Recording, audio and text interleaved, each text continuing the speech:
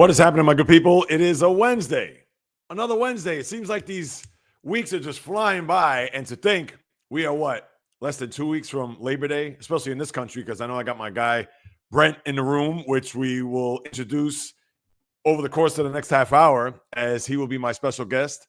And I hope I pronounce his last name right. I believe it's Brent Tuman, not Toman. And I'm sure Brent will probably he will quantify that in a moment because I want to make sure I get that correct before I introduce him to everybody here in the chat room. Welcome. We know what day it is. And of course, here's your date, the 20th and year of our Lord 2025, as we reconvene to discuss what is happening in the world of sports. And there isn't really much to chew on. Yeah, there's a couple of things I'll definitely get into, and one in particular with Major League Baseball. But with college football starting this weekend, that's right. Now, in earnest, it begins next weekend. Let me just straighten up my camera here.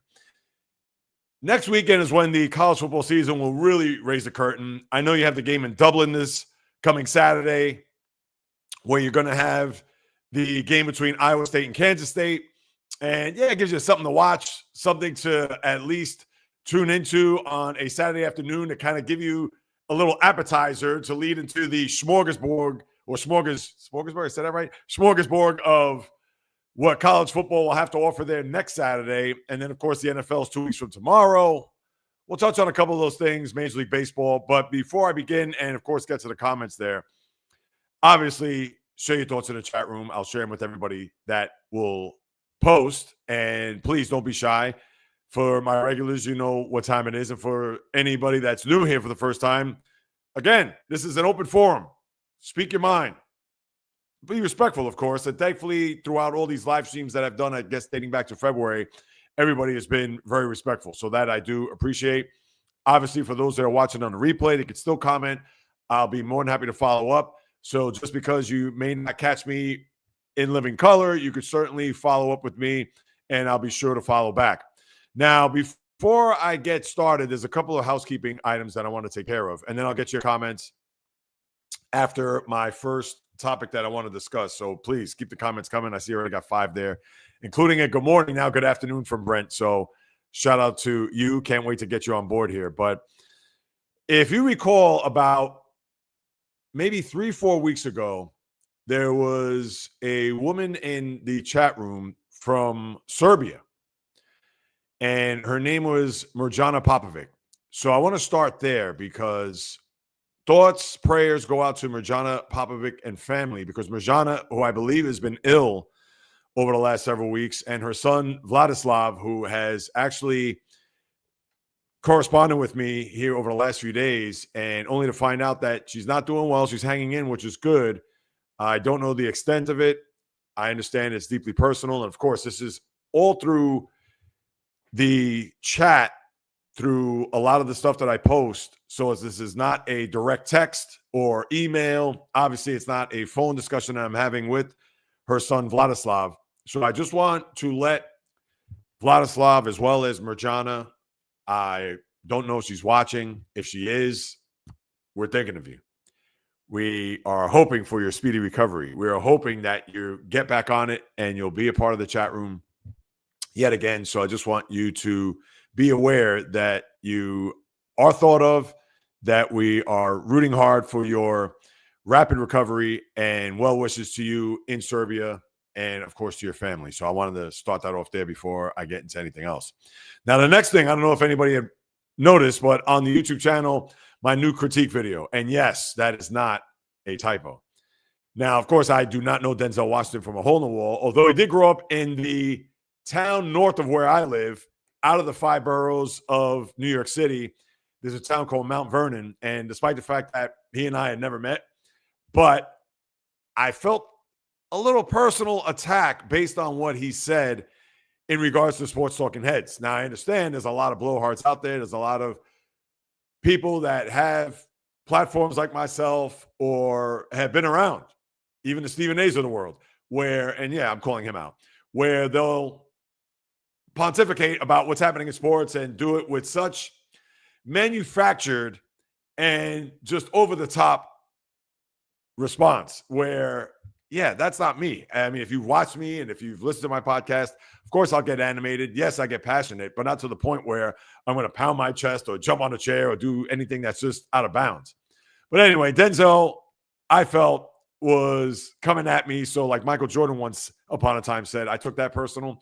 So I had to retort based on what he said about these talking heads or opinionaires, as he calls it, that they need to shut up, find something else to do. If you haven't watched it, please do so. I'd love to get your feedback. Leave a comment in that video, and I'll be more than happy to hear what you have to say.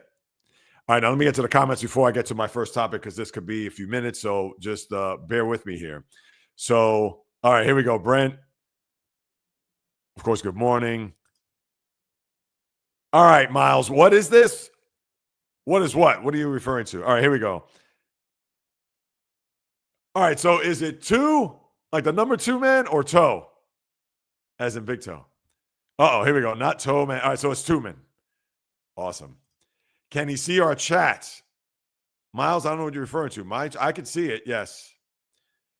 I just don't have it up. When I have the banners up, I can't see the comments. That's why I have to go back and forth. So now, yes, Majana get well soon, as we know. Oh, toe. Oh, so it is toe, not 2. I appreciate you clearing that up, Brent. Thank you so much. So it's Toman, Brent. So he will join me at the bottom of the hour. He north of the border, so we'll get a little feel of what it's like up there. Now, if you live in the Northeast like I do, the last few days, it's felt like fall. Now, it's good. It's refreshing, and the weather's been beautiful, so I'm not complaining that it still should be 90 degrees, but it's rather surprising that we've gone through such a long stretch of hot weather, and then all of a sudden, it's as if Mother Nature turned the AC on. So it's a good thing. But at the same time, I almost wonder if summer is going to come back. Now, it's going to be 81 by the time we get to Friday, but the temperature is going to be hovering between 78 and 82. I'm sure we're going to see another 88, 90 degree. Hopefully, we still have a few more of those, considering that we're now, about almost exactly a month away from fall, which I can't even wrap my head around, because when I think about how summer has just flown by, and granted, I know I got to stay in a moment, as I always like to say, but it's starting to get dark early. 8:30, it's pretty much pitch dark, where when you're in the height of summer, the latter part of May, June, and July, it doesn't get dark till after 9 here. And here it is now, 8:30, and you look out the windows, and the clear skies, or the little bit of the gloaming that's kind of hovering around the skies, where you look at it, it's all right, it's still a little light out. It is exited stage right. So it's one of those things where I'm still adjusting to, but I understand that I've been alive for 56 years, and as an adult, it's one of those things where, yeah, we know that when you get to this time of year, it's over and out. Summer is starting to slowly slip through the cracks. But let me not bore you with that. Now, Miles, this little news thing, what do you mean? The crawl on the bottom? Is this church? I don't have any organs or a choir that's singing. So, I mean, I don't know. What are you expecting there? I'm kind of curious. This isn't not, I will say this, Miles, and I believe you were on maybe last week or the last couple of weeks. You know that this live stream is about anything and everything, but I talked specifically about sports. Unlike my podcast pregame, that's right. I guess maybe I should plug that right now. My podcast pregame, for those who aren't aware, tomorrow, 9:30 a.m. on YouTube. Yes, I'll discuss what will be on the agenda for the podcast tomorrow, coming at you, Apple, Spotify, of course, here on YouTube. But I get into anything and everything. I can talk about music. I talk about life. A few weeks ago, I had somebody from Florida talking about selling their home. And yeah, I talked about it. I think her name was Isabella something or other. But yeah, I talked about it, and that's fine. I'm open to that. And that's what the podcast pregame, it's not just strictly sports. And I've had people flood the chat room even there. Now, I don't do it through StreamYard, through this third party. So it's a thing where I just go on my phone, hit live, and away I go. So, Miles, I know he goes by Felicia in the chat room, but Miles, I don't know what you want. Let me see what he wrote. Hey, Peter, what's up, man? It's awesome news. Yeah, thanks. I appreciate you stopping by. Guyet, I don't even know what that is. Now, for those who aren't familiar with Miles or Felicia, yes, he could say some funny things, some things that are off the beaten path, but I roll with it. And I roll with anybody's going to come on here, as long as they're respectful, I'm not going to just 86 or, hey, get out of here, whatever. But yeah, I don't know what guy it is. So that you're going to have to fill me in. All right, now let's get to it. I know it's been 10 minutes talking about housekeeping, talking about the weather, talking about summer, etc. But let's get into what you're really here for. And the first thing I want to start off with, now with baseball, there really isn't much to discuss. I know the Yankees have played well. The AL wild card is a logjam separated by a half game. Well, now the Yankees have overtaken the Red Sox after they lost yesterday. And you have Yankees, Red Sox, Mariners separated by a half game between 4, 5, and 6 in the AL wildcard race. And in the National League, with the Mets winning last night, they've won 3 in a row, but the Reds kept pace. They're 2 in the loss, but 1 back in the wild card. The divisions are the same for the most part.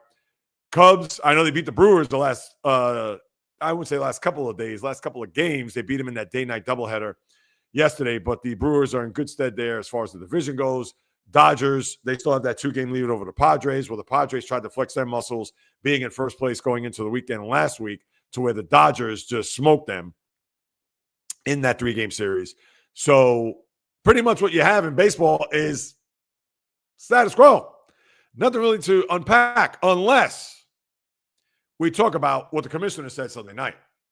And on the ESPN broadcast where the Mets and Mariners played that Little League Classic game, he was on there talking about, not to say it's going to happen next year or the year after, but we do know Rob Manfred is going to retire as commissioner, I believe, after I think it's the 2028 season, maybe 29. But I know before the decade is out, he's going to go off into the sunset. And for what he had stated, and I didn't watch the broadcast, and I did see the clip, but for Major League Baseball to realign from the standpoint of less travel, so you don't have the way the schedule is now, where once every other year, a team's going to have to fly out to the West Coast. Let's say if you're the Mets, and this year they had to play in Sacramento, not Oakland, and they also had to go to Houston, which, all right, that's not too bad. But yeah, do have a year where they may have to go to Anaheim or Seattle or to the West Coast to make several trips, as well as LA, San Francisco, San Diego, where they're trying to curtail a little bit of the travel for a lot of these Major League Baseball teams. Now, as we know, granted, it's wear and tear, long season, I get it, but it's not as if they're flying commercial. They're flying charter. They're flying on jets that have Wi-Fi, catered food, leg room, all the amenities that you could ask for when you're 35,000 feet in the sky. So I'm not going to shed a tear for the Major League Baseball player. And I get it that they're flying sometimes 3 times a week or every, let's say, 6 days, because if they're going to a 3-city road trip where they're going to play 9 or 10 games, so that means flying to the city, then flying to the next, and so on. All right, so over the course of 6-7 days, they're flying to 3 different cities. But again, I mean, it's not as if you're in the back row 35, seat A, B, and C, cramped up with 2 other people, and you're trying to get the flight attendant to bring you a club soda or some chips or cookies. That is not the case. So I cannot be sympathetic and obviously not empathetic toward the Major League Baseball player. But how I look at a realignment overall, I don't want that to happen, because how it's being proposed or how it's being thought out is he would like to see the Yankees, Mets, Phillies, and Red Sox play in one division. And this is also going to include 2 more teams as far as expansion goes. As it is right now, you have 30 teams, 15 in the American, 15 in the National. That's why you have interleague play every series, at least one. And obviously, there have been multiple series throughout, but you're always going to have at least one interleague series because of the imbalance. You're not going to have a situation where if it was 16 and 16, you could have a weekday series or a weekend series where National League plays National League, American League plays American League. But that is far from the case. So now you have a situation where if you have it broken down with the 2 new expansion teams, whether that be in Salt Lake City, whether that be in Nashville, those are the 2 that will be rumored, maybe even North Carolina for that matter. But here's what you have. You'll have 4 teams in a division, similar to the NFL, where you have the 8 divisions in the NFL. We know the 2 conferences, AFC and NFC. But people could look at it as like, well, you could still have American League and National League if you do that. How? When the example of Mets, Yankees, Phillies, Red Sox, both the Yankees and Mets play in different leagues, and obviously the Phillies and Red Sox play in different leagues. So now you're looking at a situation where bye-bye to the AL and NL, you're just going to have an Eastern Conference and a Western Conference. And again, I understand sports evolves. It gets to a point where when we look at all the leagues, it's a scenario where whether in the NHL they revamp the playoff format, which I do not like, or you have a situation with the NFL where back in the day you used to have the AFC East, the AFC Central, and then the AFC West. Now you have a North and South because that's where they had to separate by region in order to get the 4 divisions in each conference to have it to where they have it broken down in that way, where there's no such thing as an AFC Central anymore, obviously, when you look at the NFL dating prior to 2002. But I don't want baseball to have that realignment. If they're going to do a realignment, I would suggest them doing it to where you still keep the American and National League, although it may be tricky to do so, because I did see a graphic. Let me see if I can pull that up real quick. I did save it. I should probably share it too. I don't know if I could do this from my phone, but the potential realignment, it'll have it like this, which I actually, now I don't like a couple of the division names, but I understand how they would have it broken down. So you would have your NL Midwest, NL Central, NL Southwest, and NL Northwest. But then your AL Northeast would be that Yankee, Met, Red Sox, Phillies. How are you going to put the Mets and the Phillies in an AL American League is beyond me. And yes, before you get crazy, well, remember the Milwaukee Brewers, Jay Reels, prior to 1998, they were in the American League, and then they went to the NL in 98. And then you can look at the Astros when up till 2012, I believe, they were in the National League, and now they're in the American League. All right, I can understand that. But they did that shift for just those 2 teams, and that was separated by 15 years. In this case, forget about it, because then your AL Mid-Atlantic would still have the Washington Nationals and the Pirates. And we know those 2 teams are National League. And then the AL Great Lakes has Minnesota, Detroit, Toronto, and then the Brewers. And I understand in that Great Lakes region. But to me, it's just all screwed up. Forget about an AL, NL. Just have an East and West at that point, because you have too many teams that are going to move from the National League to the American League. And then now your NL, get ready for this. So your NL is going to have, let's say, the NL Midwest, which is Cubs, White Sox, Cardinals, Reds. So obviously you have the White Sox moving into from the American League to the National. Your NL Central has Colorado, Kansas City, Texas, and Houston. So now Houston comes back to the National League, and then you have Texas and Kansas City also going from the American League to the National League. And then your NL Southwest has LA, San Diego, Arizona, and the Anaheim Angels, which that's perfect because all those teams play in that region. But now you have another AL team going to the NL. Scrap it. Just go East and West at that point. To me, it makes 0 sense to have a National League and American League, and I don't like that. Now, for me to say that, oh, Jay Reels, I mean, come on, who are you to? Well, I'm a traditionalist, and I get it that even with baseball, with the rules changes over the last couple of years, I do like the pitch clock. It speeds up the game. I don't like the ghost runner at second in extra innings. I wish they could get rid of that, but I understand they want to speed the game up, whatever. But to me, I just don't like that because what was a 3-3 game could be an 8-3 game, and I hate it, to be quite honest with you. But the bigger bases, the shifts, all that, I dig. I get. The 2 throws over to first base, I don't have a problem with that either. So what I do have a problem is when you mess with the leagues as they currently are constituted, and even if you bring in 2 more teams to even it out to have it 16 and 16, I wish they could go back to the old way to where they would just play the leagues on their own, no interleague play. And if you do have interleague play, you would only have the regional rivalries. So that's Yankees, Mets, Cubs, White Sox. That's also Dodgers, Angels. That's St. Louis, Kansas City.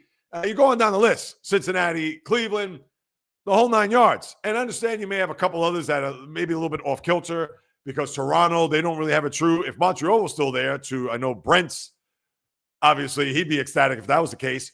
But if Montreal had a team, you have Montreal, Toronto. Now, where are you going to fit Toronto in all this? Who knows? And I get it. You're going to have to manufacture a couple of rivalries along the way. But we know that there are at least more than a handful of rivalries that you could build in when if you were to have 2 more teams added, one in the AL, one in the NL, and then have it 16 across the board, 8-8. Forget about, unless you could break it down with 4 divisions for each. But I would like it to be 8-8. Similar to the old AL and NL of yesteryear, where you had 7 teams in the AL East, NL West, and then you had the 6 teams in the NL East and NL West. Now, I'm sure they're not going to go that far because when you think about it, the NHL has 4 8-team divisions in the East and West Conference. And I would love that for baseball. Why not? I think that'd be fantastic. And then you'll have it 1 through 8, best record, and you can break it down that way. Or if you're going to do the 2 buys, however it may be when it comes to the postseason. But that's how I would look at realignment, but I don't like it. I don't think it's good based on what Rob Manfred came up with. And I understand you have Mets, Yankees, and Red Sox, Phillies as rivals, and the Yankees play the Phillies, and the Mets play the Phillies, and Mets, Red Sox, and Philly. I get all that. But what are you going to do? How are you going to break down the schedule? Is it still going to be similar to where you're going to have 13 games as it is right now, where the Mets play the Braves, Phillies, Marlins, and Braves, Phillies, Marlins, and Nationals? That amount of games throughout the course of the regular season. Now, you probably have to add 3 more because – remember, they're playing against 4 teams in the division, where if that's the case, you're going to have 3 teams in the division. So maybe they're going to play, 16 games? I get that. But no, to me, it just ruins. And if they're going to do that, it can't be an AL and NL. I don't want AL Mid-Atlantic or NL Great Lakes. No, stop. To me, that's just a disaster. Just keep it where East-West, as far as the conferences go, and then you're going to have an AL North, NL North, AL, NL Midwest, maybe a South, and then a West, or however they're going to break it up. That's the best way they're going to do it if they're going to realign. And if you're going to do that, try to keep it to where, and I saw another graphic because they have all these different scenarios. The last one I saw was Mets, Phillies, Washington. I believe it was Baltimore. That was the other team. Because, again, you're going to have to make it East-West. You're going to have these AL, NL teams flip-flop around everywhere. And your South teams were, I believe, Atlanta, Tampa, Miami, and wherever that Nashville team would fit in, or North Carolina, if that were to be the case. And then your Midwest would be, or your North AL would be Yankees, Red Sox. Yankees, Red Sox. I think it was Yankees, Red Sox, Toronto, and Baltimore. I'm missing a team there in the National League. Oh, I think it was Pittsburgh. So my apologies. Take Baltimore out of the proposed NL North scenario. So I believe it was Mets, Phillies, Pittsburgh, Washington in your NL North. And in your AL North was Yankees, Toronto, Boston, and Baltimore. And that makes a lot more sense. Do it that way. And then, however, the rest of the divisions will break down. Fantastic. And then the Salt Lake team will play out West. And I forgot where they plugged them in. Maybe it was the AL or NL. If I had to think off the top of my head, you'd have what? The A's, Vegas, let's say Salt Lake City, Seattle, and then Angels. Yeah, so Angels, Mariners, Salt Lake, and Las Vegas. And then your NL would be Arizona, LA, San Francisco, San Diego. And then that Midwest would be, that's where the Rockies would go. And that's how you break it down. To me, that's a lot better than having it where you look at these weird division names and having too many of these teams flip-flop from AL to NL. If you're going to do that, just call it East and West. And that's that. That's how I look at it. So I think it's bad. If you're going to realign it the latter way that I pointed it out and just take it from there. Now, that's also going to include those two expansion teams, which I know before Rob Manfred retires, he's going to want to have 2 more expansion teams to have it all evened out. It is evened out with 30, but if you're going to have the 4 divisions and let's say in both leagues, that's the only way you could do it. So that's what we have going on there. Let me see the comments before I move it along. Yes, going back to Miles' last comment. All right, I'll look that up. I think now that's got to be a sound effect, right? Is that a gunshot sound effect? You could go for some cookies. Hey, cookies sound good, but I gotta, listen, you're a young lad, not me. Val, what's going on? Good to see you here. Giants lost 4-game series, though. Yes. Giants in San Diego before the weekend. All right. Brent saying what's up, and Val, vice versa. Cookies at lunch? Yeah, as a snack, why not? As always, Val, thank you so much. I do college. I take classes online. Are you taking classes now? I hope not. My guy, Cole, what is happening? Good afternoon, sir. I appreciate you hopping on board. Thank you so much for passing by as I was breaking down my AL and NL proposal. Well, not that they were mine, but based on what I've seen here with and this is water, not vodka, or it nice to be coconut water. It would be nice that if baseball just keeps it as is, you bring in the 2 teams and then you realign that way where you keep all the teams in the National League. All right, if you have to take one team out and move another, that's fine. I can live with that. But I can't have the Mets and the Phillies playing the AL, whatever it was. I mean, look at these divisions. I don't know if you can see this on my phone, but I mean, this is a disaster. Yeah, that was probably flip-flopped, right? I think it is. Yeah. I mean, AL Northeast, AL Mid-Atlantic, AL Great Lakes, and AL Southeast. I mean, really? The AL Great Lakes? I mean, that's just pathetic. Nobody wants to see that. Yeah, all about money, sir. Yep. Move teams, more playoff spots, more money. I mean, that's what it is. The capitalistic nature of all sports, not just baseball, but it's all about greed. And yes, here we go with Miles, Young, Black, and Rich with the Millie Mike or whatever that guy is. But Cole, I feel you 100%. And I responded to you earlier. I know yesterday with the performance by Scooble, I love it. Tarek Price. And that's the one name that I'm probably going to use, especially if he implodes in the postseason. And hopefully he doesn't. I would think that this year, after him getting to the playoffs last year, and he pitched pretty well. I know the Guardian Game 5, he gave up that grand slam, but we shall definitely see how they're going to perform. And the Tigers have actually been very good here as of late, as they have what now? I believe they're 6 games up? Because the Guardians, boy, they have certainly hit an abutment. Yeah, Guardians are now 9.5 back, 8 in a loss, though, and the Royals have played well. They've won 5 in a row, but yeah, the Tigers, they should run away with that division as if they could just put it on pause until they get to October. All right, now I'm going to get to my guest here momentarily before I get to a couple other things. And as a matter of fact, in a couple of minutes, he will pop on board. And that is that was a crazy game last night. What was it? 7 innings, 3 hits, 10 Ks. And what's called actually pitched well for Houston. Hunter Brown, 6 innings he went, but he gave up, 5 hits, 3 walks. I think he struck out 8, something along those lines. But as far as the Tigers, they're going to be in good shape, and I hope they come out of the American League. I actually picked them to go to World Series, although losing to of all teams. Ready for this? In March, when I did my World Series or my baseball preview, my World Series prediction was Detroit facing Atlanta. Can you imagine? Bio, what's up, my guy? Good to see you here as always. Of course, if you didn't watch last week, Bio was my guest, and I guess that's the perfect segue to my next guest right now. So, Bio, very good guest. I may have him back on later on. I got to work particulars with him because I got to be mindful of people's schedules, just like I got to be mindful of Brent's schedule, because obviously he is going to be next up here as my guest. So let me go ahead, and I know he looks like he's setting up some equipment there. So I want to make sure, he's putting on his headphones. I have the vantage point to see, which I'm sure people are probably wondering. What is he seeing there? I want to see what he's seeing. Cole, walk-off walk. I don't think there's ever been. Yeah, walk-off. Yeah, there's been a few of those. Let me see. I think the Mets had one of those earlier this year, but that is a rare one.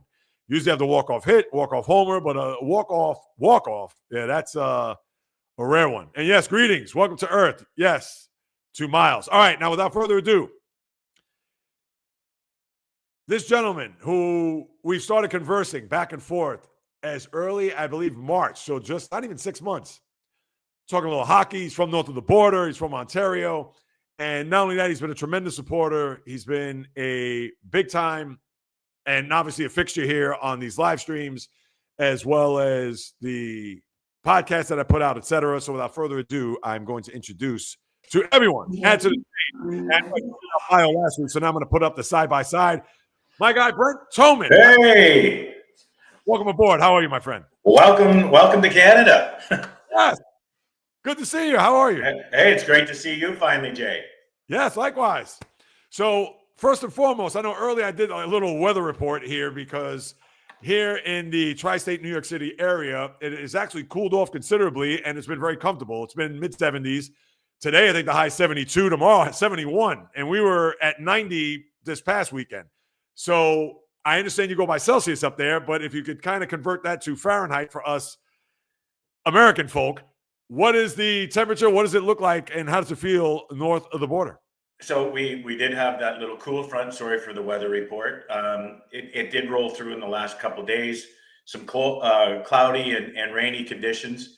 We're sitting at 69 Fahrenheit with 71% humidity. That's approximately 20 to 21 Celsius. All right. And what has been the warmest day as of recent? Not to talk about the weather or be meteorologist by any means, but I guess this summer, what has been the highest temperature, not only Fahrenheit, but also Celsius? We've been, as far as Fahrenheit is concerned, we've been in the low 90s a few times. Wow. Our proximity, I'm in Stratford, Ontario, Canada. So we're right about in the middle of, or what we're called Midwest Ontario. We're 100 miles west of Toronto for the people that want the geography lesson. All right. So because we're surrounded by the 5 Great Lakes, we at times are inundated with heavy humidity. So it's not so much the heat. The heat, is around a normal summer would be in the low 80s for us. But it's the humidity that when it starts creeping into the 90s, that it's just, even today, like it's still 71% humidity. It's, even though it's only 69 Fahrenheit, it's still humid outside.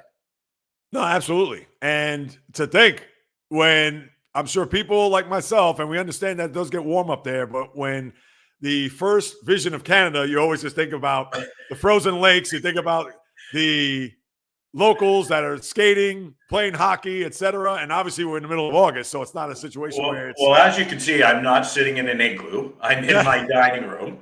Right. And yes, I mean, we have very similar weather to upstate New York, if you will, around the Buffalo. We're only 2.5 hours from Buffalo. Oh, that's pretty good. Now, let me ask you, I know you said you're 100 miles west of Toronto. Now, how close is from where you're at in Stratford to the capital in Ottawa? Ottawa, we're about 6.5, 7 hours. Oh, wow, that far. Oh, okay. We're about 7 hours to Montreal. And about 2.5 hours to Windsor, Detroit. Oh, yes. Which, of course, right on the other side of the tunnel, because one of my favorite all-time hockey players, may rest in peace, Bob Probert, is from Windsor. So that's why I'm familiar with that town. Never been, but when you mention Windsor, he is the first person that pops up. So, all right, so let's get away from weather and Fahrenheit and Celsius. Now, Brent, unfortunately, here we are in baseball season. When I say unfortunate, his favorite baseball team, as he mentioned the city of Montreal, was the Expos once upon a time. And I know to this day, it burns in his gut to know that the Expos, of course, and it's been what? Since 2005. 21 years. Yeah, look at that. It's been a long time. So I understand you don't root for the Blue Jays. No. Right? So there's no baseball team that you actually have any allegiance to, not even the Washington Nationals, who obviously moved from. No. And I love that, because I know as a diehard sports fan that I am, if any of my teams happen to move, I would not be a fan of that team. I mean, I remember many years ago, speaking of hockey, the Islanders, they were rumored to go to Kansas City at one point. And if they did, people would say, well, who'd you root for? Would you root for the Rangers? I said, hell no. If you're an Islander fan, you don't root for the Rangers. And I guess I'd have no hockey team. So I feel you 100%. And even though it's been 20 some odd years, but I know that there's still that little, I don't know, that fire in the belly, knowing that you don't have a baseball team to root for. So if you could expound on that, please share. Well, again, I mean, I've been a sports fan basically since 1968, 69. My first real memory of professional sports was um, watching the World Series in '69, Mets versus Baltimore with my grandfather. Of course, yes. Um, I mean, as a 10-year-old, I mean, I have a good memory, but I don't have all the. But still to this day, Cleon Jones and Tommy Agee, fan favorites, always will be. Yeah, and I mean, I still. One of the things that you brought up last week, I think it was last Friday, about you were at the Shea parking lot, the old Shea Stadium parking lot. It brought up a lot of different things. And one of the things that you talked about before was when August 12th announcement of the strike in 94, and so on and so forth. But it brings up a lot. I mean, there's many communities that are affected and cities that are affected when a team leaves. Look at the Dodgers and the Giants. I mean, they were part of your community for 60, almost 70 years, and then just up and go to the other side of the country. And where did those leave those fans? I at least had the Expos, or Expo fans had our team for 36 years and 36 seasons. But I mean, it still hurts. So it goes without saying. Look at the Oakland fans, what they're going through right now. Yes, they can drive 90 minutes down the freeway and go see them in Sacramento, but they're gone. And back in 19, I always wear my Expos hat wherever I go normally, and we were taking our grandkids to learn to skate. And it was just after the World Series, and some guy saw my Expos hat and said, "Congratulations, you won the World Series." And thank you, but no, the Washington Nationals won the World Series. Yes, there was still a connection 6 years ago, like the manager and a few of the players and stuff. But I mean, it's nothing. It's not my team. It's not Canada's team. It's not Montreal's team. They're just another team, and yeah, we're happy that they won. It was a nice first World Series or whatever, but it's got nothing to do. I'm an Expo fan through and through, and if that, I don't. That's all it is. I can't explain anything different. There, I could get more involved, but we could sit here for another 12 hours, and we don't have that time. No, I understand.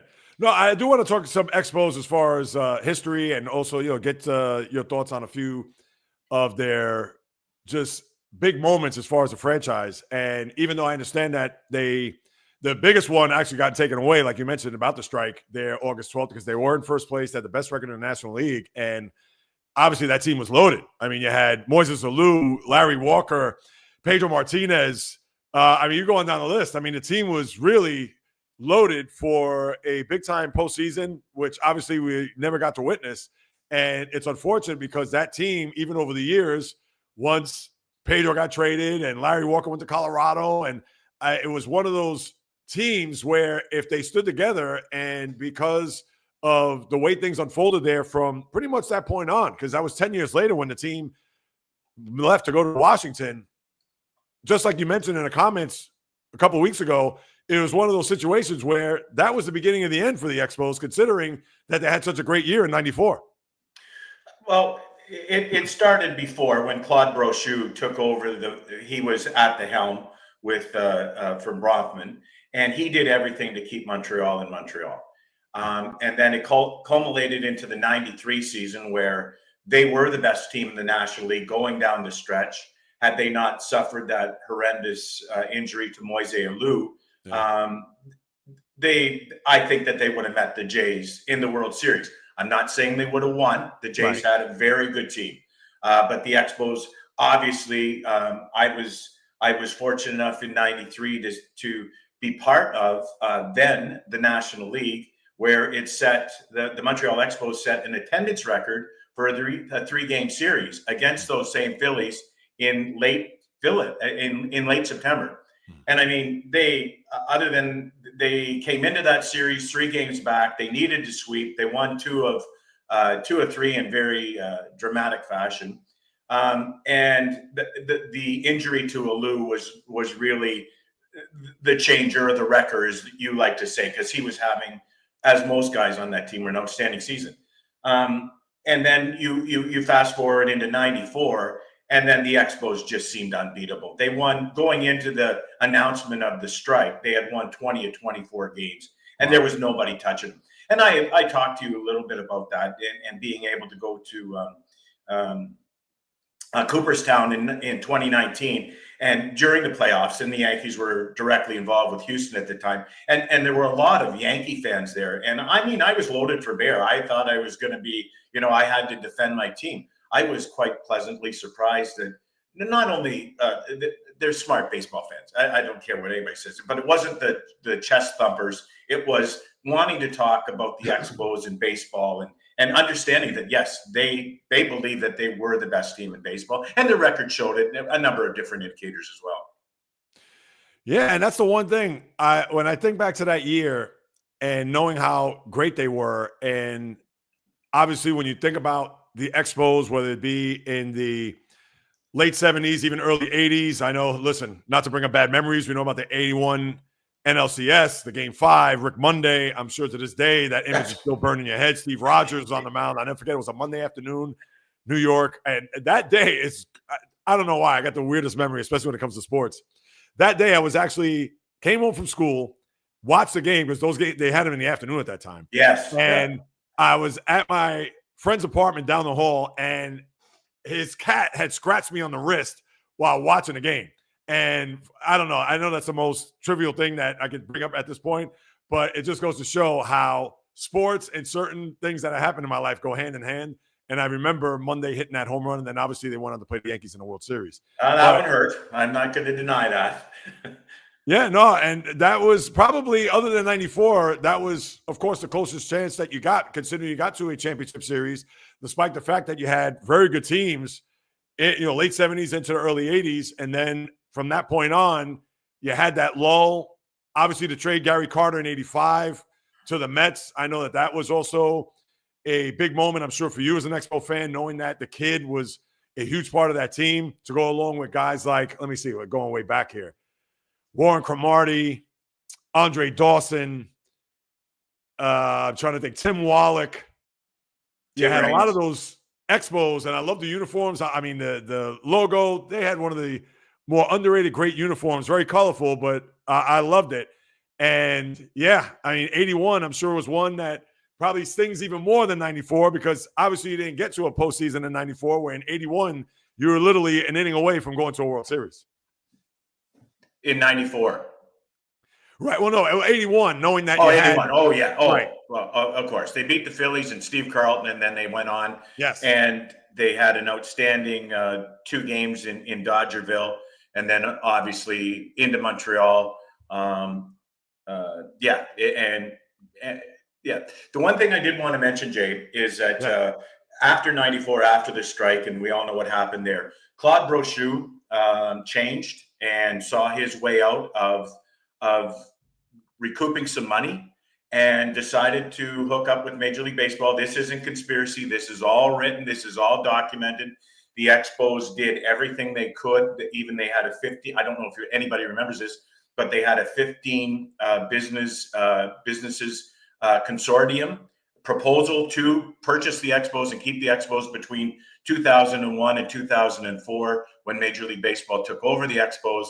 And then, of course, through baseball's exemption and antitrust and a few other things, baseball can do what baseball wants. This isn't wow, heartbreak or whatever. This is cold hard fact and reality. And they wanted Montreal out of Montreal. And Brochu had sold the team down the river on that premise that baseball could not work in Montreal. I still have all the brochures, the glossy handouts of the stadium plans, where it was built, the cost. They had the money, they had the land to build the new stadium downtown. It was close, and baseball, Commissioner Selig did not want baseball in Montreal anymore, and that's the bottom line. No, that's it had nothing to do with attendance. I know the attendance had suffered, but the people of Montreal got, sorry for the expression, pissed off because every time they thought they were going to get something, somebody came in and pulled the rug out from underneath them. And they not stopped supporting the team, but they stopped going as a form of protest back then. So 30 years later, yeah. Yeah, 30 years. Oh, there goes Kismet. There she goes, barking away. Oh, no barking. Hey, Miss K. Yeah, exactly. Somebody, I guess, probably walked past the door here outside of my apartment. Now, a couple of quick things before we pivot. Number one, who's your all-time favorite Expo? Tim Raines, without a doubt. The Rock, yeah. The Rock, yeah. Yeah, absolutely. Yeah. And one other thing, sorry, go ahead. No, go ahead, after you. So another little geography lesson about our neck of the woods is that 20 minutes away is the Canadian Baseball Hall of Fame. It's a training facility. They play ball there. The national team trains there, and they also have exhibition games there as well. And then pretty much everybody that has played baseball or had some sort of impact to baseball on both sides of the border and that is inducted normally is a barometer of that they will get inducted into the Cooperstown. So, I mean, I think it was in 17 when Vladdy Guerrero Sr. and Doc Holliday were inducted in the Canadian Baseball Hall of Fame. And then 4 months later, Doc Holliday's dead in a and the nice part about our family's a supporting member of it, but of the hall. But the thing of it is that unlike the big hall, I mean, from me to you in this screen is how you get up and close with all the players. You can shake their hand, you can talk to them, have this conversation all day long. It's an incredible experience. When Doc Holliday was inducted, I was surprised the number of Philadelphia fans that had made the trip up. But it's not that far, maybe 10 hours. Right. I don't know, somewhere there, 10, 12 hours tops or whatever. And yeah, it's cool to see.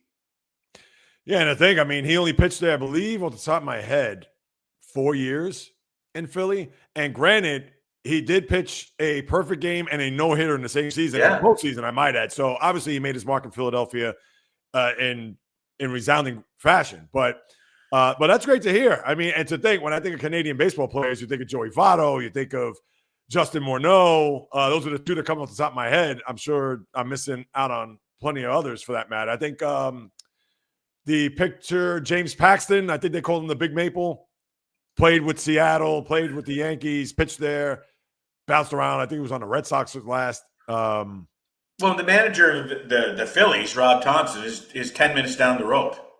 Oh, is that right? Yeah, he lives just in Seamerville, Ontario. Not that, like I said, 10 minutes down the road.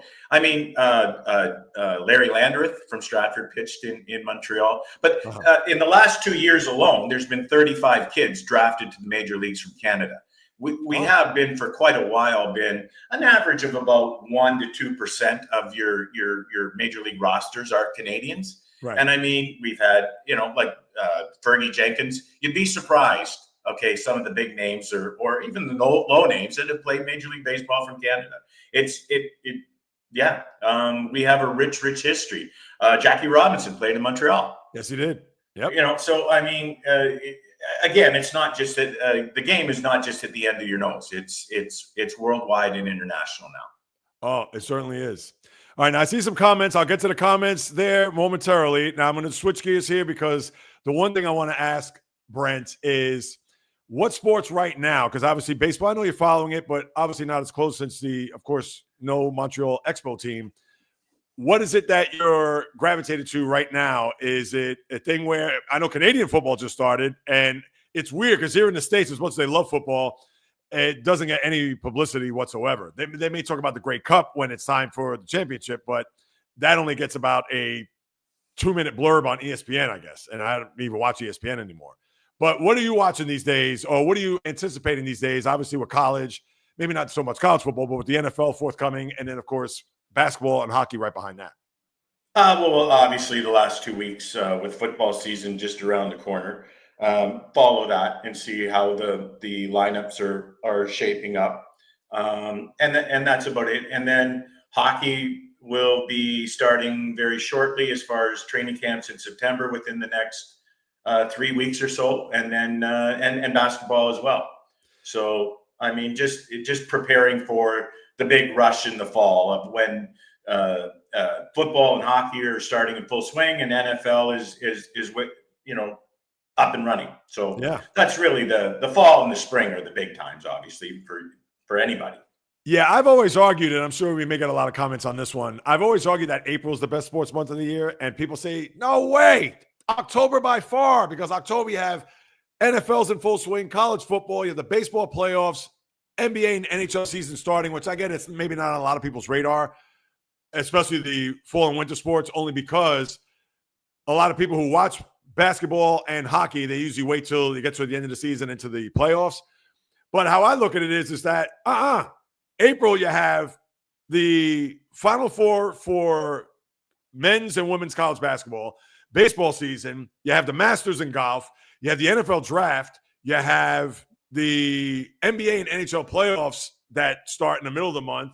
Did I mention baseball season starting? So you have literally 6 or 7 events that take place throughout the course of that month, where baseball, I understand October, you got the race, as I like to call it, the hunt for Red October. And with football, college, but I think personally, April is the best month. Brent, I know you're a big sports fan. What do you think is the best sports month of the year? Well, yeah, I mean, all the above. But then again, you certainly have in hockey, you have the draft, and then the team's positioning for the final run for the playoffs.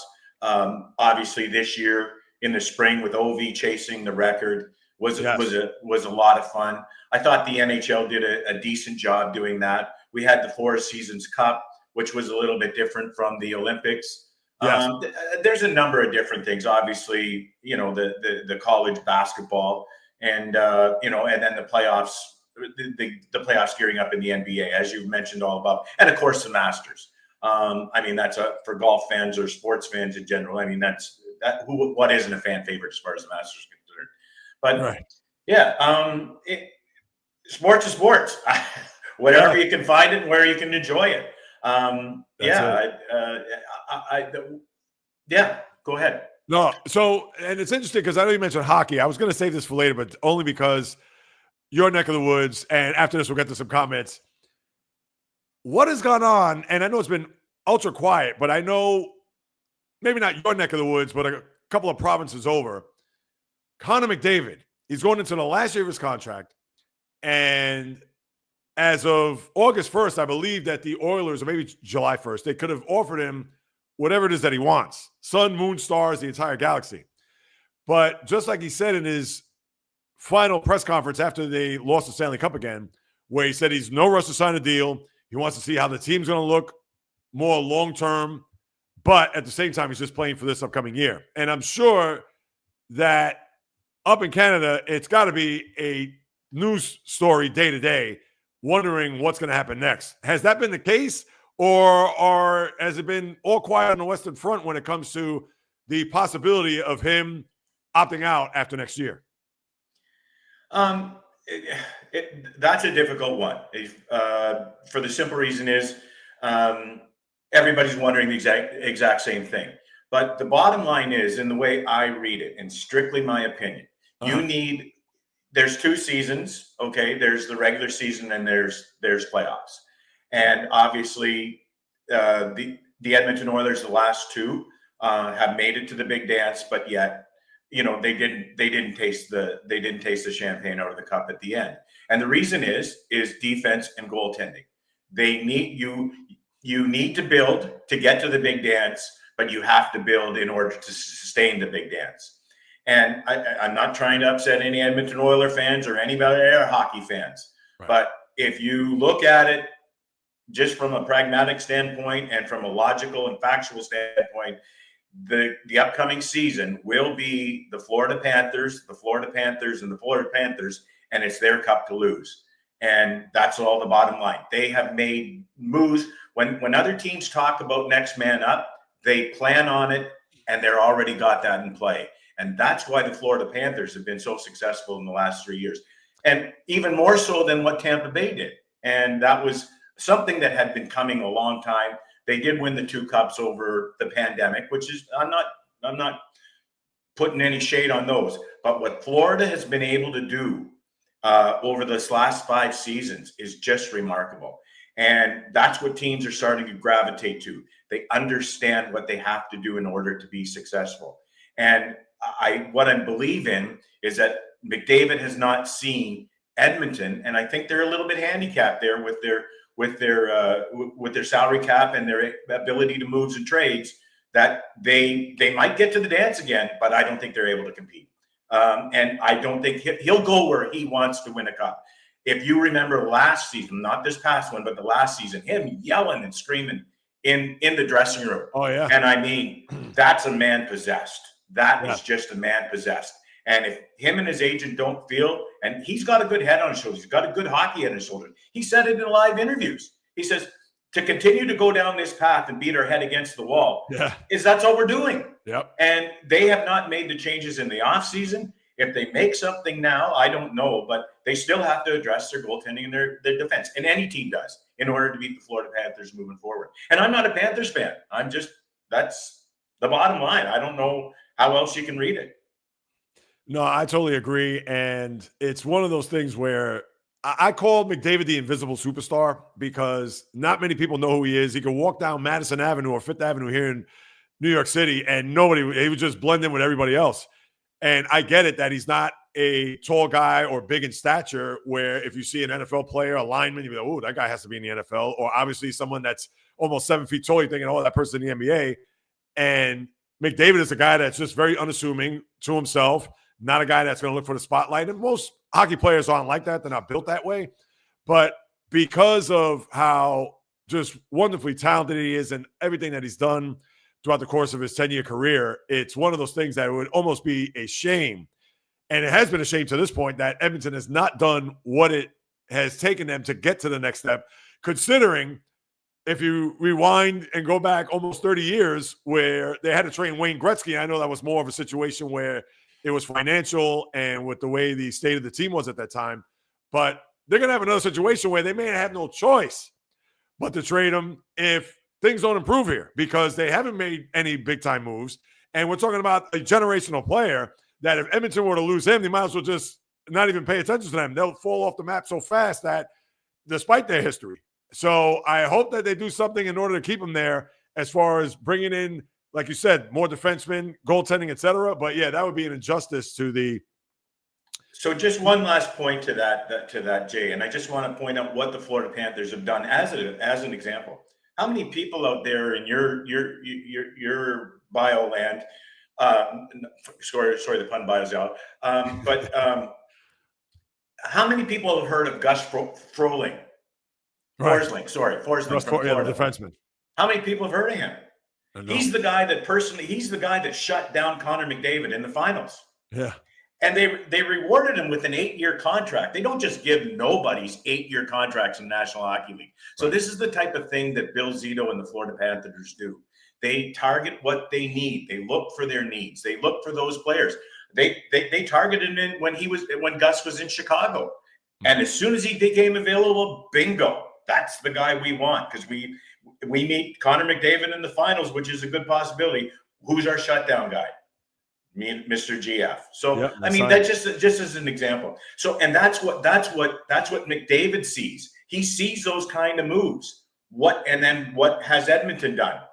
I mean, Evan Bouchard's a good offensive defenseman. He's a young guy. He needs to learn the game a little bit more, but he's not their answer. He's either one of their offensive weapons, but he's not that answer to what McDavid needs. Again, goaltending and quality defense. No. 100%. I totally agree. Now, let me get to some of the comments here because I know that let's see what we got as we move it along.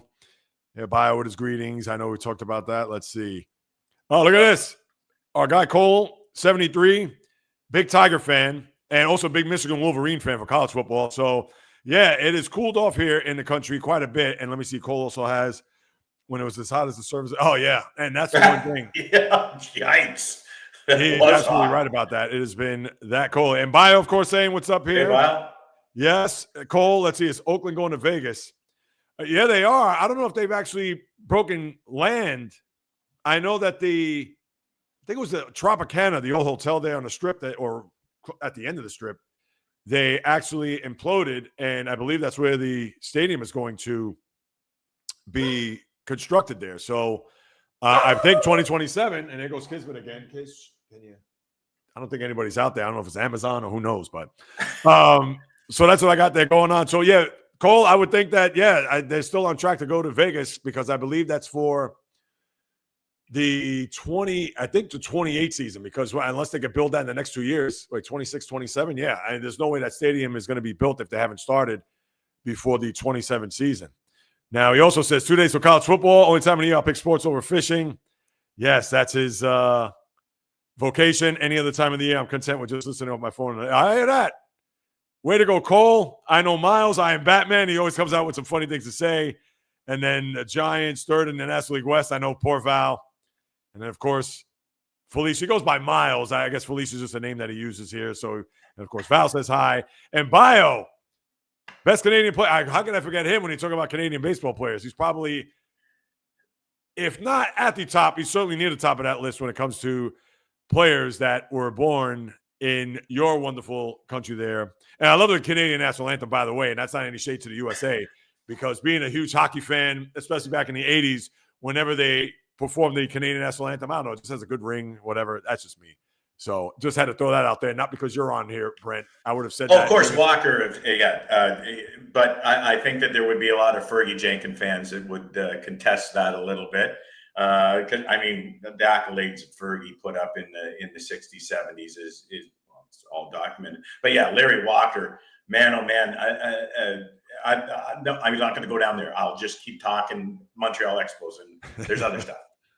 No, understood. Now let me ask you this: let's talk football for a second.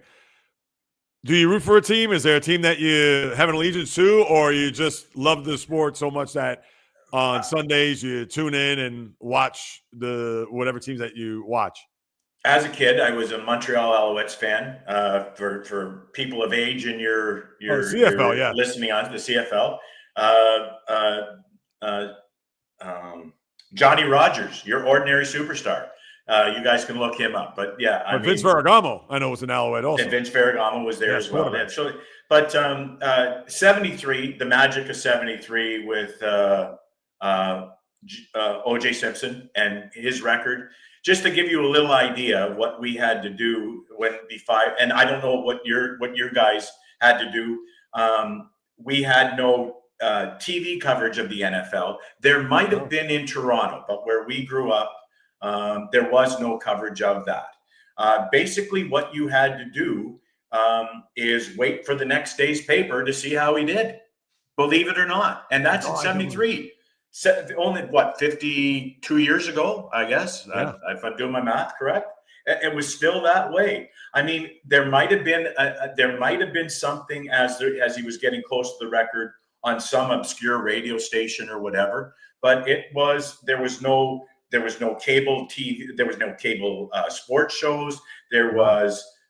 They might have showed some scores at who knows when, but and it was after 11:30 at night, if that was the case. And as a 10-year-old kid or 13-year-old kid, you're in bed waiting to go to school.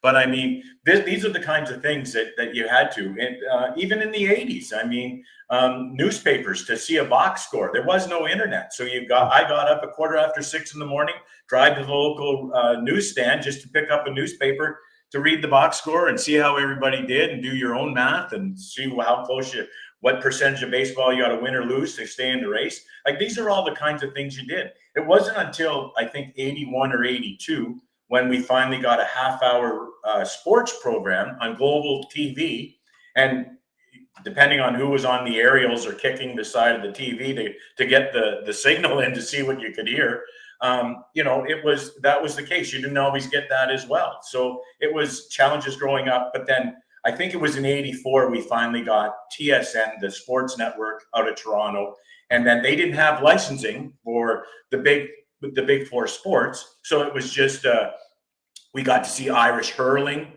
all that kind of stuff. Now, we did get to see a couple years later, we did get to see some NBA basketball, but that was it was spotty at best until they got their licensing and everything else. So up to 40 years ago, I mean, it was a challenge to watch sports, to find out sports, and so on and so forth. I'm not saying we're a backwards country. It was the way everything evolved.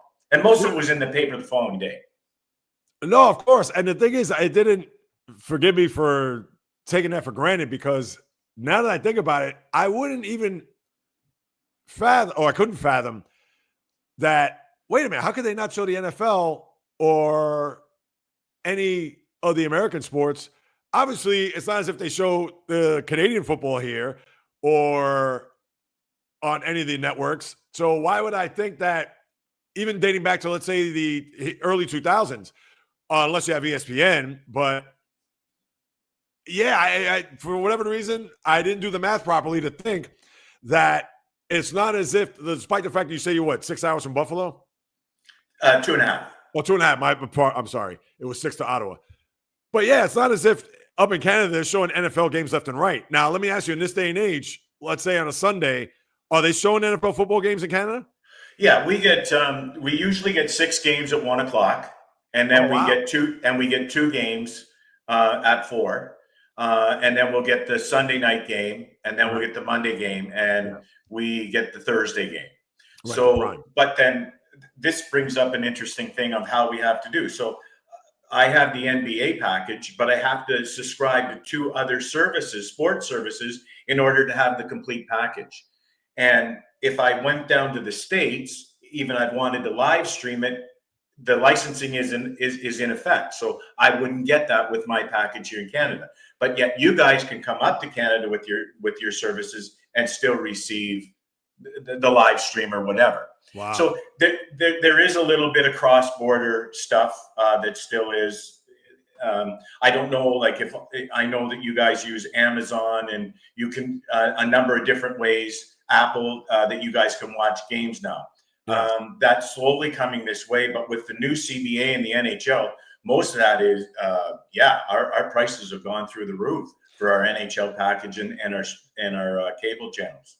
And that's an excellent point, because I just recently saw a video, and maybe what I'll do is, you know what? I'll copy it. I'll even put it in the chat. And not to say to watch it now, but I'll just leave it there. Maybe people will copy and paste. But there's a YouTube personality who was actually on ESPN. He was a writer by trade, and he goes by the name of June Lee. And I've watched a couple of his videos. In fact, I critiqued one of his videos on a positive side, which I'm probably going to try to release by Friday. And then my shave video will be the following Friday. That's what I'm hoping, because obviously it's a lot of editing, a lot that I have to do on my end. But with that being said, he had a video that he just recently put out as far as the sports fan being just priced out. And not even just from a standpoint of going to a game where you take a family of 4 between tickets, parking, concessions, etc. He's talking about the apparel. So, yeah, you want to represent your team's jersey. It's not as if many years ago you could get the basketball jersey or even a replica NFL jersey for $50. Now you're paying about $100, almost $200 for these jerseys, on top of all the streaming services, cable, all these packages, which obviously you don't really think about it at the time, because if you're a sports fan, you buy in and, hey, this is what I've been doing my whole life. But then when you really massage it and look into it, it's like, wait a second, I'm paying for an NFL package, I'm paying for baseball, all of this. And it's like, wait a minute, how is this even remotely possible that I'm paying through the nose for something that I love? But at the same time, it's like, when does it ever end? When does it slow down? Or how about when does it stop, to where at least a fan is getting some sort of buyback? And I understand you pay to play, but not to the point where you have Amazon, Apple, all these streaming services that you mentioned, Netflix, that it just becomes get your head in a tizzy. So now you're starting to feel the effects of that based on what you just told me. Is that right? Yeah. I mean, again, it comes into some of the licensing as well, and protection. I mean, if, as an example, like you being in the tri-state area with Jersey, Philly, or Jersey and Philadelphia and New York, I mean, you got a big gaggle of teams. You got the Flyers, you got the Devils, you got the 2 New York teams, Washington just down the street. Whereas if Toronto's playing, they supersede everything. You can't get to Ottawa. You can't watch an Ottawa game. You can't watch a Sabres game, because it encroaches on the Leafs area, and they want you to watch the Leafs. So a good buddy of mine is a huge Boston Bruins fan. He can't just buy NESN. He has to buy the $350 a year package, Right. and that doesn't guarantee him every Bruins game either. So it's different in Canada between the two countries on how we watch and want to see our sports in 2025. Right. So does that mean that there's blackout rules even in Canada when it comes to trying to watch? Yes, of course. So Winnipeg was in Detroit. This is a few years ago. Winnipeg was in Detroit, and because the Leafs were playing, I don't know, I can't remember exact. I had to, for one game, subscribe to a channel in order to backdoor it so I could watch the Red Wings play. It's wow. Yeah. Like when they have the blackouts, they enforce them. So yeah, and that's a problem too, because for all that we pay, and I just put the link in there. I understand if you just copy it for those who are in the room, and I'll get to a couple of comments here. I know Bio and of course Cole has a couple of things to say. But when you have a situation where you're paying for, I think it's called Strike Zone now. It used to be called Extra Innings, the Major League Baseball package, or League Pass, or Sunday Ticket. Sunday Ticket's different because obviously I don't even think the blackout rules apply with the NFL. But it's one of those things where how can I pay an exorbitant amount of money and be in an area where you're more than 50 miles away from the stadium, but you're still unable to watch the game? I can't even wrap my head around that. And you would think in 2025, like you mentioned, that they would have done away with this. Now, I understand the Supreme Court tries to get involved and some of the powers that be to see if they could try to uplift these restrictions, et cetera. But again, it's almost as if it's bad enough that the sports fan gets priced out if you want to sit in the box seats or if you want to sit on center ice or the 50-yard line.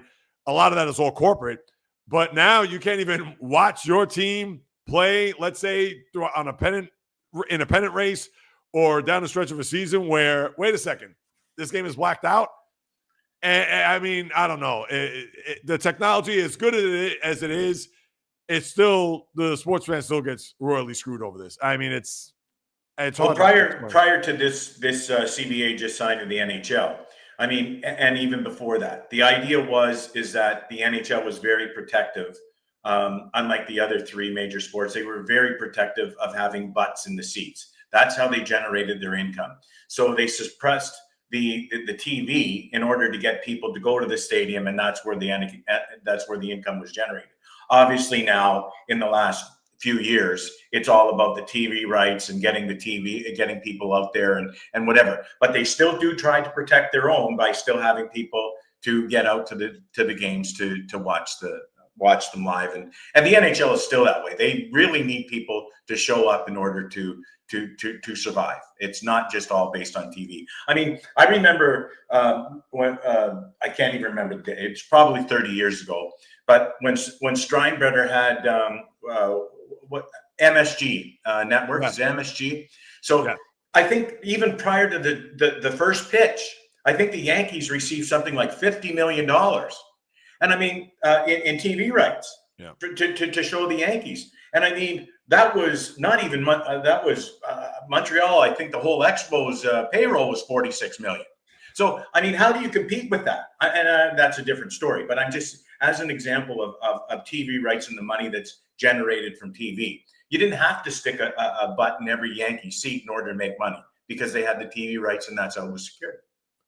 But right, and there are very few teams that could do that, and especially in baseball, because baseball, we all know it's regional. It's not the NFL where obviously they could have YouTube, especially on Sundays. They could have YouTube just stream all the games, where prior to that was DirecTV. And then even with League Pass, although the NBA is a little bit broader as far as having personalities, when you want to see Jokic, you want to see Giannis, you want to see LeBron. I mean, obviously they have a lot more superstars in that regard. And in baseball, they don't promote their superstars the way they should either, but that's a whole other story. Right. But yeah, it's just a shame. It really is when you look at it from how us, the sports fan, how we've been there since day one, how we'll watch no matter what time, what arena, etc. But yeah, if there's a game that can be had, but for whatever reason is not going to be had due to certain blackout restrictions, I mean, that's just they got to do something to fix that. I mean, that's just terrible. For sure. Yeah. And let me see. Let me get to a couple here. I know Bio's talking about how Let me get to this comment here. March Madness is the best. Yeah, I know. I don't know if that resonates up in your neck of the woods because it is, American colleges that are playing in the NCAA tournament. But then gambling is a big aspect of that with the brackets and things of that nature. So I don't know if that's something you follow when you get to Yes, the middle of March. course. Yeah. Oh, you're on top of it. Well, I got away a little bit from college basketball about 5 years ago. Again, there's only so much time in a day. Right. I was still working as well. I did what I loved about college basketball and still do is the speed of the game. And I know that it's getting more incorporated, but it really, really like the Oregons, the Gonzagas. I mean those types of teams where they used speed and passing, and just it was just attract me, and that's what attracted me to that part of the college basketball game more so than the setting, like the set plays and so on and so forth. Right. No, I understood. Yeah, we do brackets and every year and have fun and follow it, and yeah. Oh, no, of course. And yes, I remember this too, Bio. NBA Finals in 1980, Lakers 76ers shown on tape delay. I remember even the year after in the conference finals with the Celtics and Sixers. I never forget that game 6 where that was on tape delay. And back in the day, there was a thing called Sports Phone where you dial 212-976-1313 to get your scores. And I think it was like 25 cents per call. And my mom used to always get on my case. They'll be throughout the course of a night. Wait a minute. Why do we have, and could you think about this? Why do you have $5 in charges when it comes to dialing this 976-1313? $5. But understand, $5 in 1980, 81 is a lot different than $5 now. But even then, I mean, $1. Probably 200 today in Canadian. Yeah, absolutely. But then, and of course, with the technology, all you got to do is just look it up on your phone and just go to whatever app, whether, the ESPN or CBS Sports, whatever it is that you follow as far as scores are concerned. Now, Cole, I just read the other day, Lions fan had to keep $1,000. Wow. Is that right?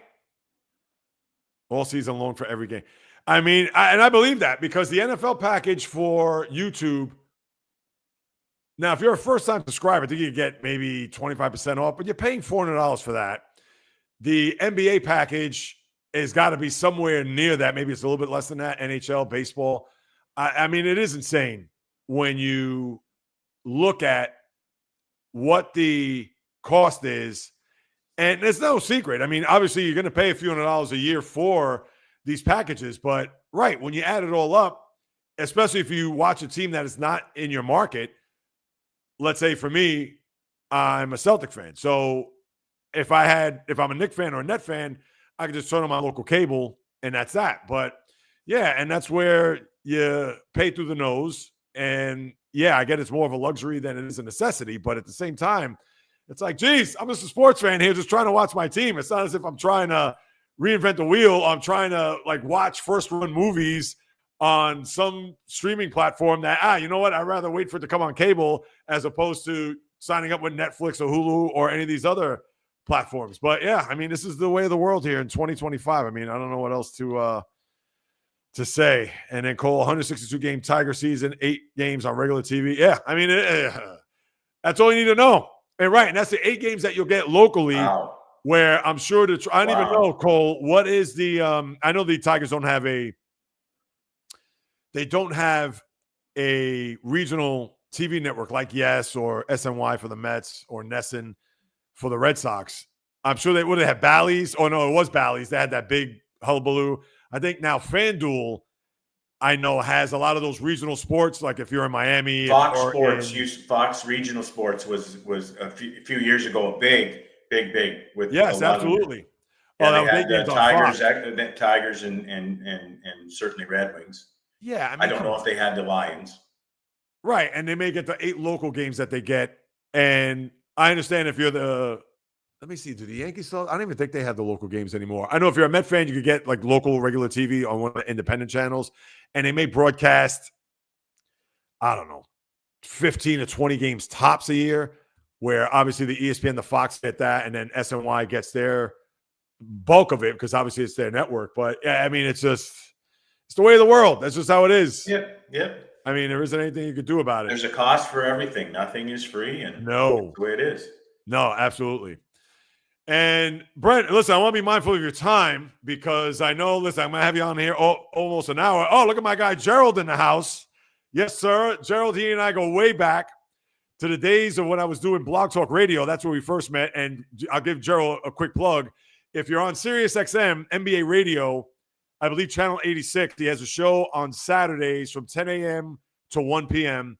And it's the Bottom Line Sports Show. And that was the show that he had back in the day when we were on Blog Talk Radio. So for those who love hoops and you do have satellite terrestrial radio, definitely check them out there on Saturday. Can you put a link on? Can you put a link up, Jay? I will do that. Absolutely. Let me look that up. Unless Gerald is still on. If he wants to put that up for me, he can, but I will look him up. Hold on one second. So with that being said, I know Cole had another comment. So let me see what Cole put up here before I put that link up. Cole, Fox has Saturday Night Baseball. Tigers could be playing in Detroit at the same time. Right, and I'll put up another game. So, yeah, no doubt, Gerald. I appreciate you too, my man. Now, yeah, they'll do that. They'll have, let's say the Tigers playing, I don't know, the Phillies. But they'll use Yankees Red Sox over that, and they'll broadcast that to most of the country as opposed to showing the Tigers, which is a joke. I mean, come on. And we know the Tigers obviously have been a very good team this year. So when you have the situation where there's going to be another, especially in a bigger market, that is going to take all the oxygen out of the room and they're going to show that to 95% of the country as opposed to the Tigers, yeah, that is not fair. Now, I'll put up Gerald's link in a second. But, yes, I want to be mindful of your time. I know it's been almost an hour that you've given me, Brent, and I truly appreciate that. Is there anything else that you want to share, whether it's sports allegiance, whether what you're looking forward to in the sports year, anything that is on your mind before we part ways here? And because right after that, I'll land this plane with a couple of topics, and away I go. So the floor is yours. Well, thank you very much. Thank you for having me first and foremost. It's been a lot pleasure. of fun. And you and I think, first started conversing in early April, and it's been a fun ride, and I hope a continued ride from here on in. I enjoy hearing the comments from your followers and your listeners of the podcast.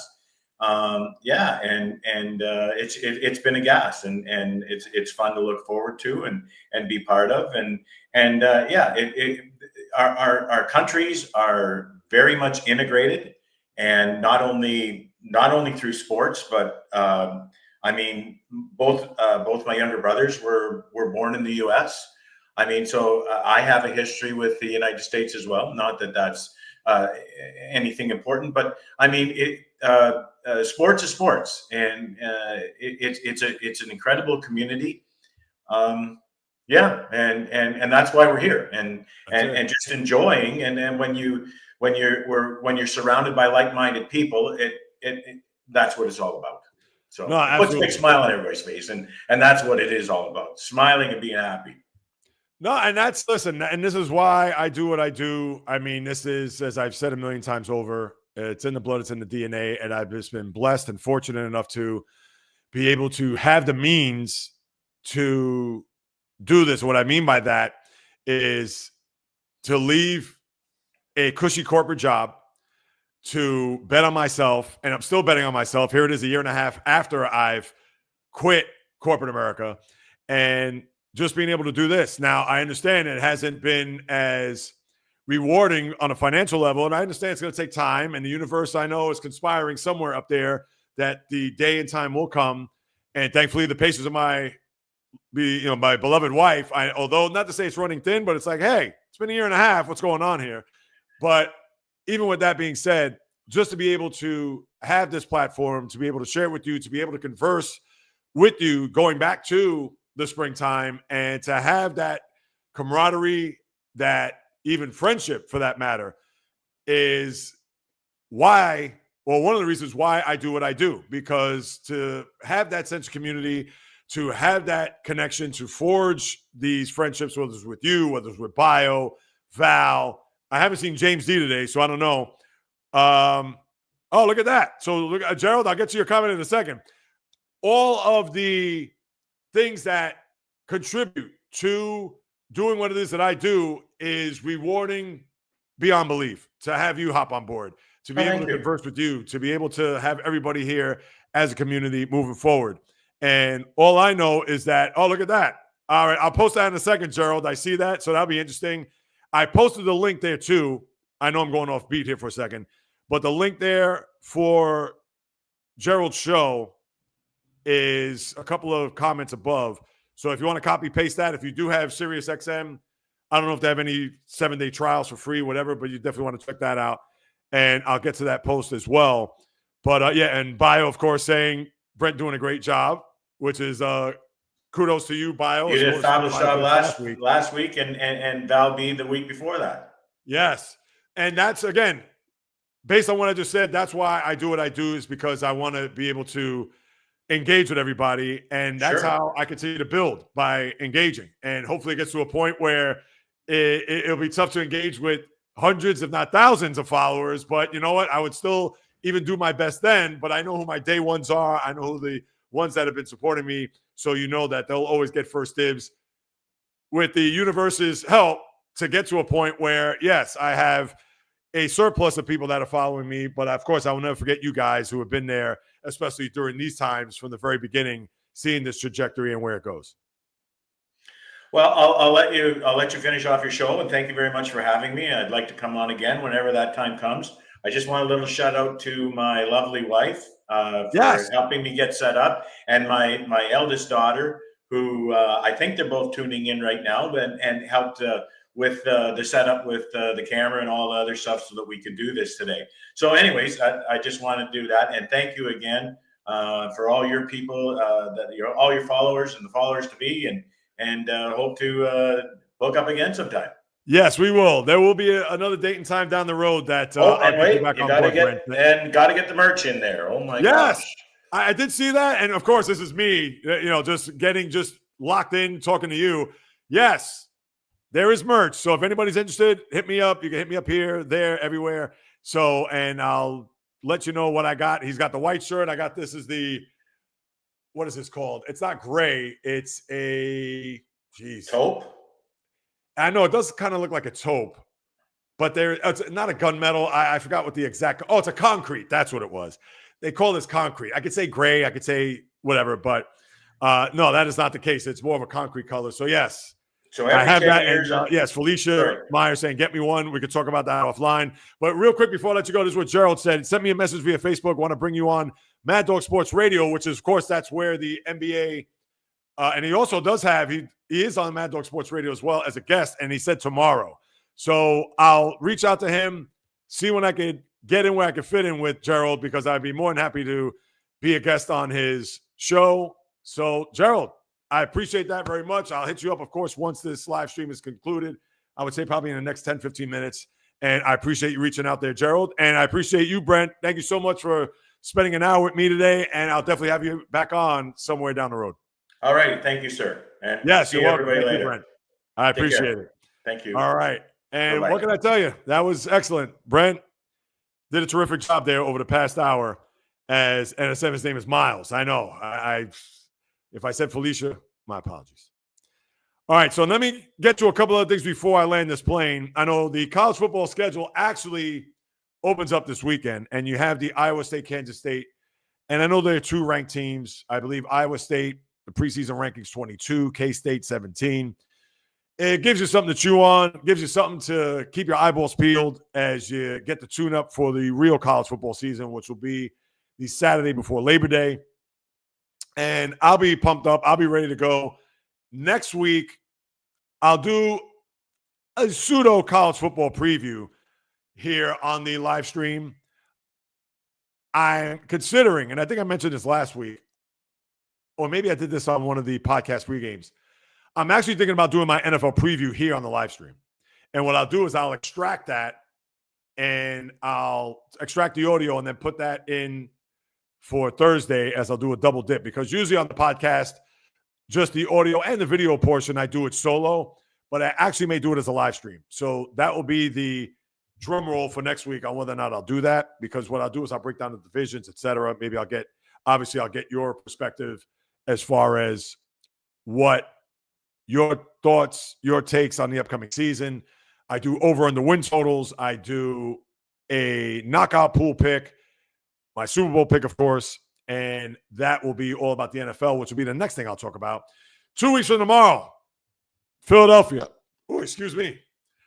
The Eagles will raise another banner somewhere in Lincoln Financial Field as the Cowboys will come to town. Oh, excuse me again. And the Cowboys, who knows if Micah Parsons will be in uniform? That will be the $64,000 question, which I do not have the answer to, and nor do I even care at this point. But with that being said, I'm slowly but surely warming up to the NFL season. Now, once we get to September the 7th, I'm all in. Steelers, Jets, 1 o'clock. I'll be dialed in, locked in, etc.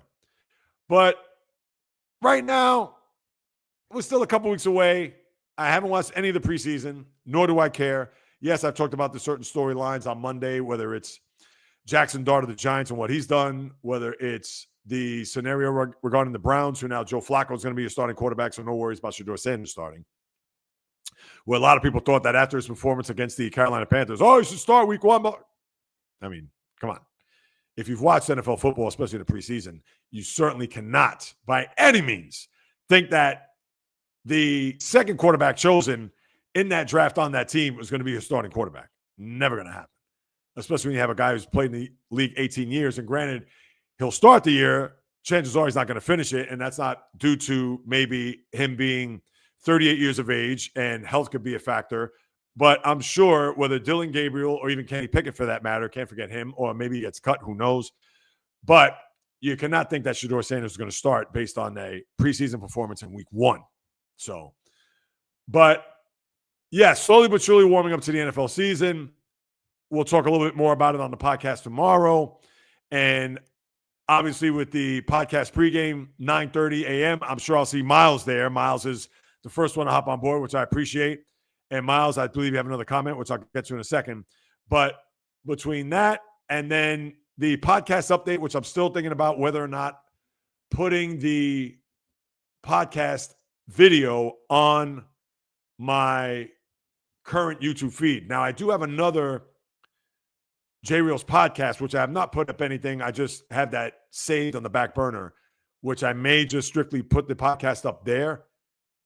So I'm contemplating whether or not I'm going to continue to do that. So that remains up in the air as of right this very moment.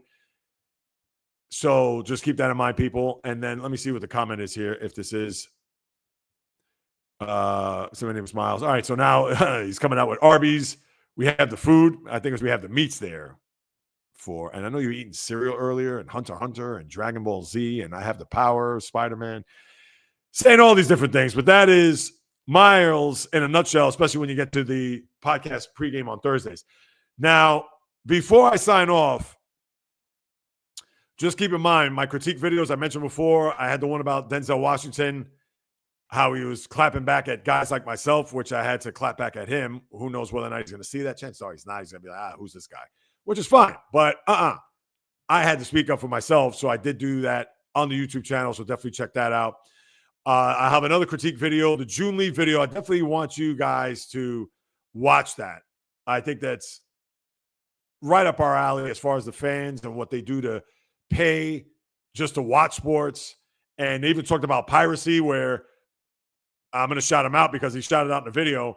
I believe LeBron James was at maybe one of his son's games, Bryce, his second son, and how he was watching or following something on his tablet, but he was stealing.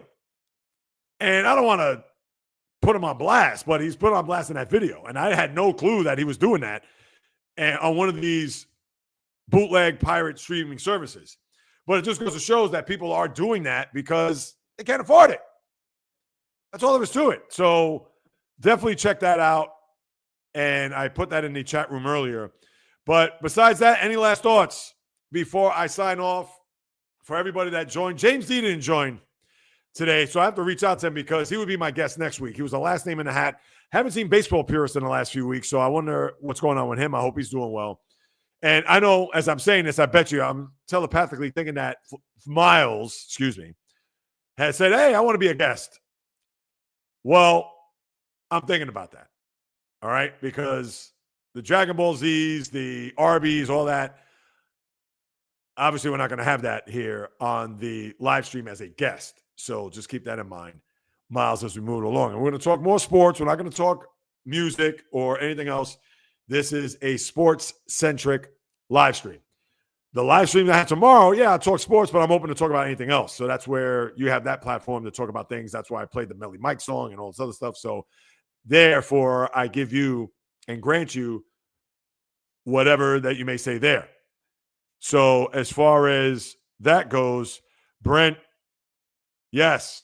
Yeah, here she's out the rest of the year, Sophie Cunningham, for the fever. And who knows when Caitlin Clark is coming back. Although they did say she's probably going to play before the end of the year, but the end of the year is in about another 3.5 weeks. So who knows what we're going to see there. And yes, Miles, LeBron James, even he is stealing from watching games on. And listen, the guy could, obviously, money is no object when it comes to him. But with that being said, any last thoughts from the chat room? Now's your chance. I see it. There's a comment there. As always, no surprise. I'm sure the people who are on there now, they've already have subscribed. But if you haven't subscribed on YouTube, please do so. I would implore you to do that. The little engine that could. I'm getting closer to 700 subscribers here on the channel. So whatever it is that you could do, share with your family, friends, foes, frenemies, and the like, because you know I deliver the pain and then some when it comes to sports talk. And as always, latest edition of the podcast coming tomorrow on 12 noon, Apple, Spotify. You see it there scrolled at the bottom in all platforms, as well as the podcast pregame that's also scrolled there. On top of that, thank you so much for stopping by, as I profusely say week in and week out, as you well know, because whether you do or do not know, and let me get to this last comment. Wait, so no more saying that? What do you mean? No more saying what? Arby's? I know you have a bunch of laugh emojis here. So you have one more comment there before I sign off, Mr. Miles. But again, as I like to say, it's in the blood, it's in the DNA, talking sports since birth. Delivering nothing but passion, fire, energy, fury with my thoughts, opinions, critiques, praise, analysis, feelings on anything and everything that happens in the world of the diamond, ice, gridiron, hardwood, golf course, racetrack, tennis court, boxing ring, octagon, you name it. From my lips to your ears, from my heart to your soul, from where I am to wherever you are. The J Reels live stream every Wednesday, Monday, and Thursday always comes live, correct, directed, in full effect. From the South Bronx, the South Beach, the South Central, the South Pacific, and all points beyond. Peace, love, and God bless everybody. Until next time on the J Reels live stream. Tomorrow, the podcast pregame and the podcast on the flip. And let me get this last comment before I sign off. I know it's, please don't leave. Sorry, I haven't eaten. I've been on a long fast. I've been drinking water. Miles, you'll see me tomorrow at 9:30. I know you're a good fan. I appreciate that, and I appreciate you. But with that being said, thanks to everybody once again. And until next time, on the flip.